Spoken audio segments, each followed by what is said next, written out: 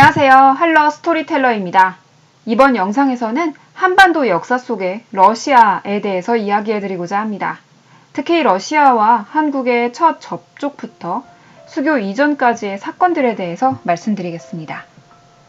몽골의 고려 침입으로 피난을 갔던 고려 고종이 몽골 제국 수도였던 카라코룸에서 열린 기위크 칸의 즉위식에서 러시아 귀족 가문 대표 10명과 함께 만나게 됩니다. 이것이 바로 이제 러시아와 한민족 간의 첫 대면이라고 알려져 있고요.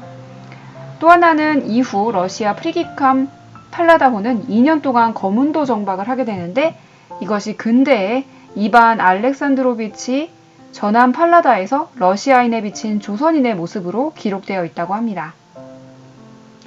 1882년 7월 러시아는 조선과 수교하기 위해서 텐진, 주제, 베베르 영사를 블라디보스토크로 파견을 했습니다.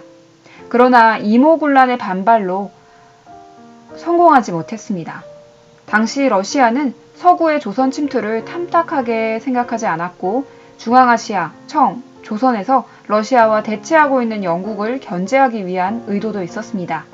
마침내 카를 이바노비치 베베르가 1884년 조선 외무부에서 회담을 시작으로 7월 7일 조선과 수호 통상조약을 체결하게 됩니다. 일본이 청일전쟁 승리에 따른 견제로서 러시아, 프랑스, 독일의 3국 간섭으로 랴오둥 반도를 청해 반환하게 됩니다.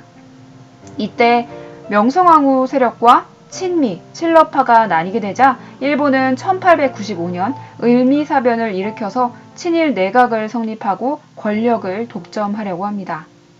이에 칠러파인 이범진과 베베르가 공모하여 1896년 고종 국왕의 거처를 궁궐로부터 지금의 서울 중구 정동에 있는 러시아 공사관으로 옮기는데 이것이 바로 아관파천입니다. 러시아 공사관에 머무는 1년간 칠러파가 정권을 장악했고 일본으로부터 빼앗겼던 군주권을 회복하면서 왕정을 원상으로 돌리게 됩니다. 1900년대에는 상트페테르부르크의 공사관을 개설하는데 초대 공사는 민영환, 초대 상주공사는 이범진이었습니다.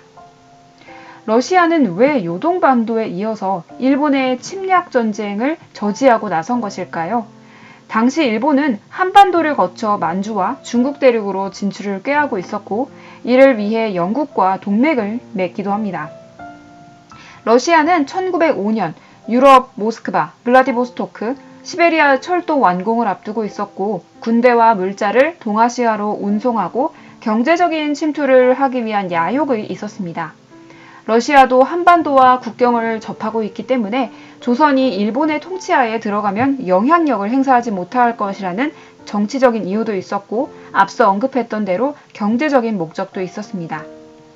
일본은 니콜라이 2세 대관식에도 참여하면서 러시아와 협상하고 러시아의 만주 지배를 인정해주면서 일본의 한국 지배를 인정받고자 했습니다. 그러나 러일 전쟁이 1904년부터 1905년 러시아가 패배하면서 이 포츠머스 조약으로 러시아는 한반도 영향력을 상실하고 일본의 조선 지배를 인정하게 됩니다. 이로써 한일 의정서로 조러간 모든 조약이 폐지됩니다.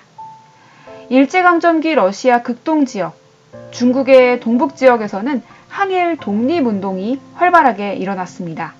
1927년 블라디보스토크 영내에 거주 한인은 4만 명이 넘었고 블라디보스토크 외곽에 거주하는 한인은 5만 5천 명 정도로 추정된다고 합니다. 1911년 블라디보스토크에는 독립운동 단체 권업회가 조직되고 1914년 우리나라 최초의 국외 임시정부 대한광복군 정부가 조직됩니다. 극동 지역에 이 독립운동가 활동을 하신 분은 최재영 선생님과 이상설 선생님이 있습니다.